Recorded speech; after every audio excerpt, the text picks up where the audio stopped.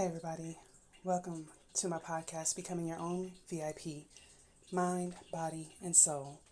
I'm your host, Rebecca McCants, and let's get to it. So this morning, I woke up and I felt heaviness, mostly on my mind. I felt like I didn't want to get up. I felt like I was tired. I wanted to stay in bed. And I had active dreams. How many people have dreams and then they wake up and they feel like they're so exhausted? That's because even though we went to sleep, our soul is still awake. And there's still things that your soul is doing, battling for itself, learning, trying to digest what you've learned. And we wake up. And sometimes that's really fatiguing. And we don't want to get up because we still have to process what's going on because you don't even know what's going on. You just know the symptoms, the feelings that something's going on, and it's fatiguing you. And what I've learned is, one, get up, go take a shower. First thing, revive your body. Water also cleanses you in many ways that you don't even realize. So just go take a shower. But then say a prayer. And again, the serenity prayer is the best one. God, grant me the serenity to accept the things I cannot change, the courage to change the things I can, and the wisdom to know the difference. And also say a prayer for yourself and your family. Because if you're feeling that way, your family's feeling that way, or someone you know is feeling that way. So spread out some love to pray that not only yourself, but all others come up out of this little fatigue, tiredness, strain, battle that you feel in your mind. Because really it is a battle. It's your mind processing things and you changing, but it could also because, again, for those who don't understand, and even for me who does understand now, finally now, is there is a battle for you to not wake up to your true power and who you are gifted to be on this earth. And if you're not living in that gift that you were blessed with to be born with and to express out into this world, then you can feel fatigue and you can feel a battle. One, because you're battling yourself. Because deep inside, you know you have something to do, but you're doing the same old thing. Or it's because the darkness wants to suppress you and oppress you so badly to make you so tired and make you so confused and discouraged that you do whatever can make you feel better. Some people go out, smoke, drink, sex, distract themselves in video games or TV, whatever, right? Go eat and things of that nature, go socialize, things of that nature, instead of sitting with ourselves and we're like, what is within me? What did God gift me with that I'm being oppressed? Because I tell you about duality all the time. If you think about what slavery is and the oppression of a person's power, so they don't rise up against those that are in power, then who will stay in power? If you're oppressed, then the people that don't want you to find your power stays in power. Okay? So it mirrors things to you in this world. All of the lessons that we've learned in this world teaches us what goes on in the spiritual. So say for instance you're in slavery. Well, okay. In that instance, who is dark and who is light? And if that darkness suppresses your light, you don't know how to read. You can't vote. You don't have a say. Well, you don't have a say in your life if you're not choosing to equip yourself with the tools that will illuminate your light. And that's why I say the Bible is your manual. And if you don't understand all the things that are in that Bible, which I did not for a long time, it seems dark.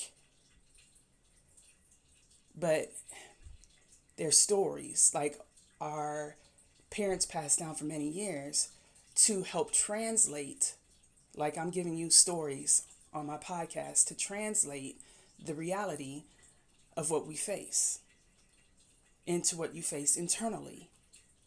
But not only that, while you're facing these things in the outside world, God is trying to show you, hey, in order for you to win here on this earth, you also have to win spiritually in your mind. And it always starts in your mind. And your mind and your heart are connected. And your heart has issues too. But your mind, you have to be able to conquer. You have to get your emotions, right? So your mind, your soul is your mind, your will, and your emotions. You have to have a clear mind. You have to have the will to come out of your darkness, because that's hard. To lift weights, go into the gym, 100 pounds, and you only just started working out. You think I'm going to lift 100 pounds? No. You have to have the will to keep going every day, and starting with the 5-pounder or the bar and work your way up to 100 pounds. That's the same thing with your mind. And all those things that are not equipping you with emotional intelligence, so that your emotions are controlling you. You're all over the place and you don't know where you're going. That's the first thing you want to be able to control. You'll be whiplash. Then you need to understand, who are your friends? Who's supporting you to get to your light or get to your darkness? I'm having problems, girl. Well, let's go talk about it. Let's go out and walk and tell me what's going on. And maybe we can find a healthy solution, versus somebody who's like, girl, let's go to the club. Girl, let's go get drunk. So you're not even thinking about it. And that you might make extra special moves that will put you in further darkness, whatever that may be. Fight, sex with someone you know you shouldn't have sex with, talking and saying things you knew that was in your heart that needed to be healed, but instead spew out and hurt the people that you haven't yet dealt with within you first, right? And you could destroy relationships. Okay. So then you have your mind constantly negative, violent, holding anger in, holding bitterness or resentment towards those who hurt you, or to the way you've hurt yourself, and you've not even dealt with that. And all these things mess with your mind. And to be quite honestly, you know how your muscles hurt when you go to the gym? Your mind is going to hurt while you transform it. Neuroplasticity. It's going to hurt.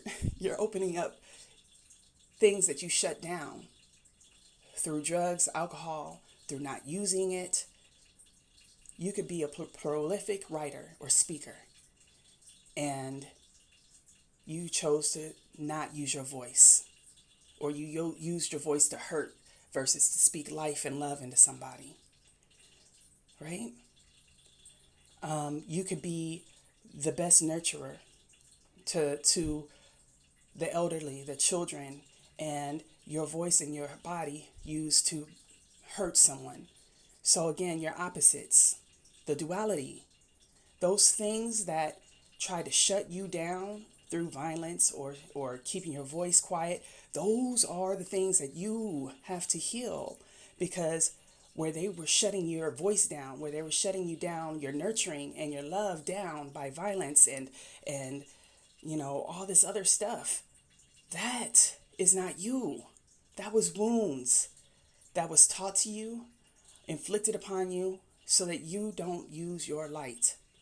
If you're so scared to use your voice or your light, your nurturing touch, your nurturing voice, then you're lost. You don't know. You're oppressed. So, but you know you want to speak. You know you want to love. Well, get yourself in an environment where you can cleanse all of that stuff out. The people that are not supporting that, move away from, so you can get yourself clear. And so that your light illuminates. And when I say will and having to lift weights, that means it's not going to be easy. It means every single day you're going to have to say, I feel this inside. It makes me feel like I don't want to get up. It makes me feel like I'm not worthy to have this blessing. It makes me feel like this is pointless, but you got to get up and just go do it, because the more you do it, you start seeing results like a muscle, right? But it's in your mind, so you can't really see it, right? But eventually you have these aha moments, and you're like, oh, this feels good. Oh, this feels great. Oh, I loved how I just helped somebody with my voice instead of hurting them. Oh, I love how my relationships are repairing themselves. I love how I am feeling better more and more about myself, and the less I need these distractions that used to hurt me. How are you going to speak life into yourself and to others? How are you going to build yourself up in others? How are you going to stand in your light? It's by standing up to your darkness. So if you're in a relationship that's abusive, you know, that they teach you how to make boundaries. They teach you to go seek counsel with a therapist, you know, a couples counselor, as well as an individual counselor, because there's things you need to heal, that person needs to heal, and then together you need to heal. There's reasons that these are mirrored in real life, but there's reasons that the Bible is written to help you, to guide you from promiscuity, all these things. We were taught by a wounded society for a reason. And it began as a child for a reason. And we come against things in life as an adult or not, whether you know or not, for a reason. To strengthen you, to bring out more gifts within you, or to suppress it. Or because you made a wrong choice. But it was a lesson to learn, and it grows. If you're open to seeing what I could have done differently. Maybe I shouldn't even been around this person. Maybe I shouldn't have been out at this time. Maybe I should have been home reading, walking, talking to people that truly love me and support me, that I know I'm safe and secure and stable with. You know, those things. Now, yes, you're supposed to be out in the community helping. How many people have you helped lately? How many people have you been of service to? These are the things that help break you out of your prison. Because your mind is your prison. Your heart can be your prison until you cleanse it. And it starts with cleansing your mind first, so you can process what's going on in your entire body. And so your mind can receive the information it needs to choose right versus wrong, to know good versus evil. All right, that was my thought for the day. I hope this helps somebody, because again, I kind of woke up feeling like that. And again, no matter how long you've been on your journey, no matter how long you've known something that helps you to become wiser in the spirit, it doesn't matter. You still have things that you're going to experience. And that's why I say age doesn't matter. It's about what level you're at.